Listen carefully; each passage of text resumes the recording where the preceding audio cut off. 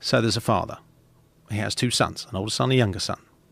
And he says to them, who wants to spend their inheritance? The younger son says, me, Dad, I'll go and spend it. And the younger son takes all the dough and he runs off and sniffs coke off strippers' tits for a number of years until he realises this is getting pretty boring and I'm in a lot of trouble. He ends up throwing food to pigs. That's his job.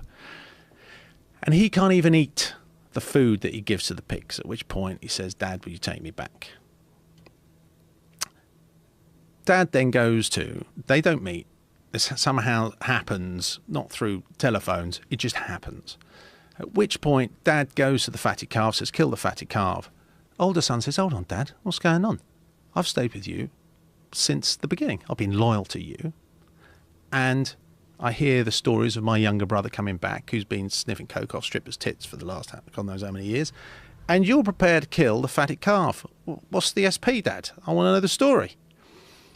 He says, you're all right, son. Don't worry about that. You take a little step to the side. You'll always be with me. You're a good boy. At which point he goes out to meet the prodigal son, the wasteful son. The wasteful son returns and he says, you were lost and now you're found. That's the end of the story. It's quite hard to make sense of that in a literal sense. You go, oh, Dad was a bit unfair and you should have been kind to the older son because he never ran off and did anything.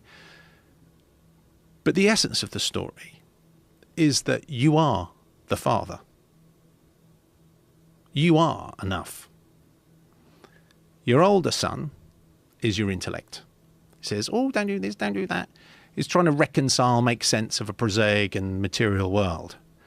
The younger son, being the wild, feral entity that he is, wants to go out in the world and find out what it's all about. So in his recklessness and sense of adventure, he finds that he can't escape himself.